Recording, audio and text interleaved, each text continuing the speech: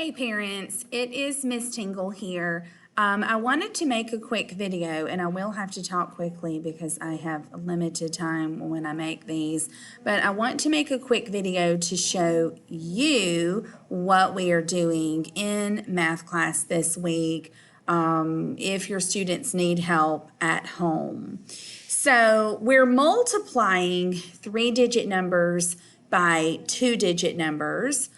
We also are multiplying 3-digit numbers by 3-digit numbers, but I want to start off showing you a 3-digit number being multiplied by a 2-digit number. Now, a lot of 5th grade students are still struggling with the standard algorithm, so this is the way that you guys probably learned how to do it in school when I talk about the standard algorithm. So what I want to do is I want to show you a way that we have been working on this in class, and I'm going to draw a very quick table. You can see this is not exactly neat and tidy, so I'm going to take my number 253 and I'm going to break it down. This is basically expanded form. So 200 plus 50 plus 3 gets me 253. So I've broken down 253 into 250 and 3. And I'm going to do the same thing with the number 45. And 40 plus 5 is equal to 45.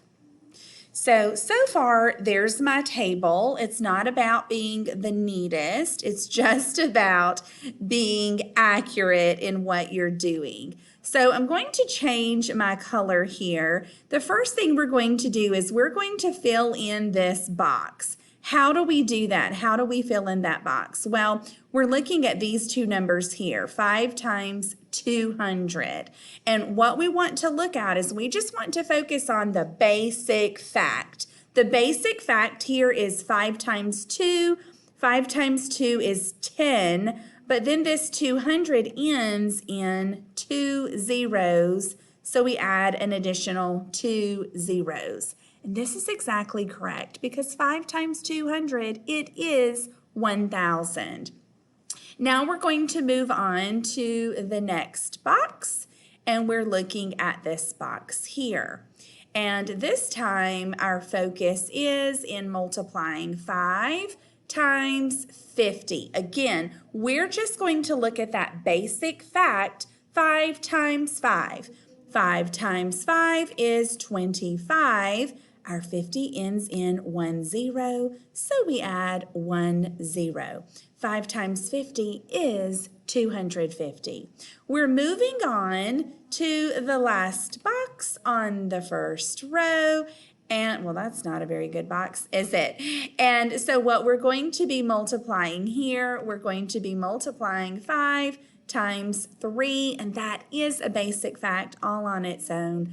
5 times 3 is 15. So what we're doing, instead of having students multiply 253 by 5, we have broken it down so that they hopefully can just focus on those basic facts like 5 times 2 and 5 times 5 and 5 times 3. This does help a lot of students be successful in multiplying 3-digit numbers by 2-digit numbers.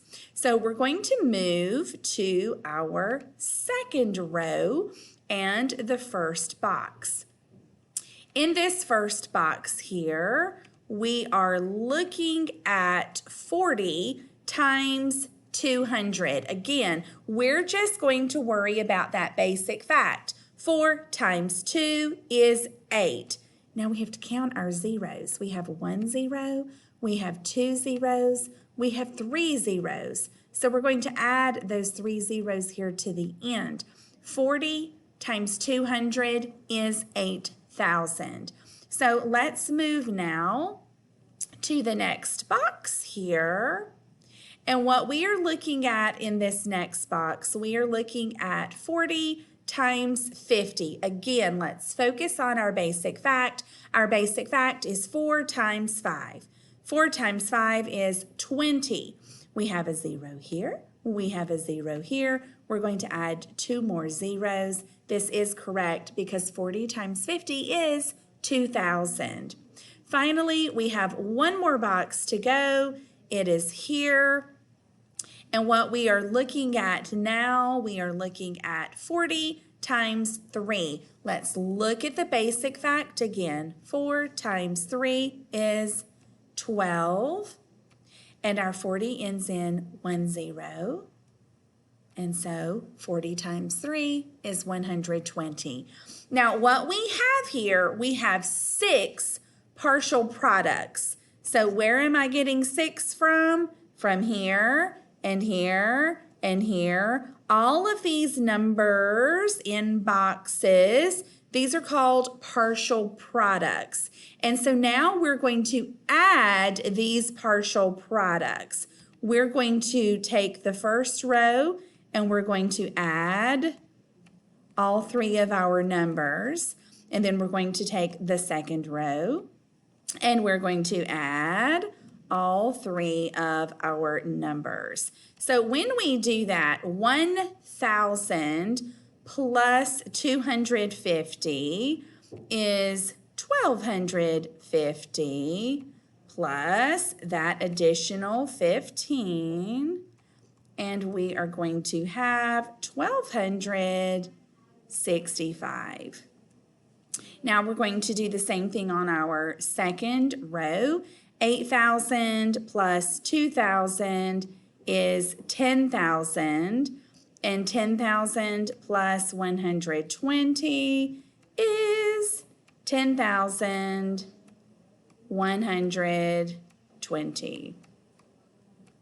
Now what we have done is we have 2 different sums, S-U-M, and we're going to add these 2 sums. We're adding 1,265 to 10,120. Now you can set that up all neat and tidy since my math problem, if this were a math problem, is all cattywonker, but I'm just going to draw lines and complete this math problem. 5 plus 0 is 5. 6 plus 2 is 8. 2 plus 1 is 3. 1 plus 0 is 1. And nothing plus 1 is 1. And I get 11,385. And I did not like the way I just wrote that one, so let me rewrite that.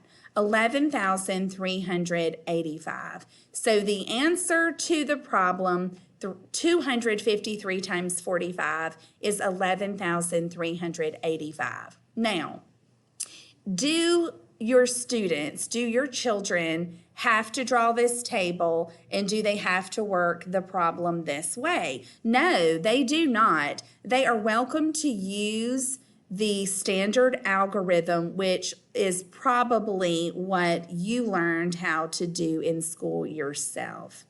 Let's see if I can just move this out of the way. Okay, so I'm going to come over here and I'm going to write the problem. 253 times 45. So this is the problem that we are working on. And yes, students can use this standard algorithm. 5 times 3 is 15. 5 times 5 is 25. 25 plus 1 is 26. 5 times 2 is 10. 10 plus 2 is 12. And you will see that we just got 1265, which is exactly what we got using our partial products. I'm going to change color just so you can see that I am now multiplying by the 4. This 4 is really not a 4. This 4 is really a 40, so we're going to add that 0 there in the first spot. 4 times 3 is 12. 4 times 5 is 20. 20 plus 1 is 21. 4 times 2 is 8. 8 plus 2 is 10, and you will see I got 10,120, which is exactly the sum that we got here. We are now going to add, and I will change colors again. 5 plus 0 is 5. 6 plus 2 is 8. 2 plus 1 is 3. 1 plus 0 is 1. Nothing plus 1 is 1. We get 11,385, which is exactly what we got here. It's very important, parents, for you to know I do not care how your students multiply.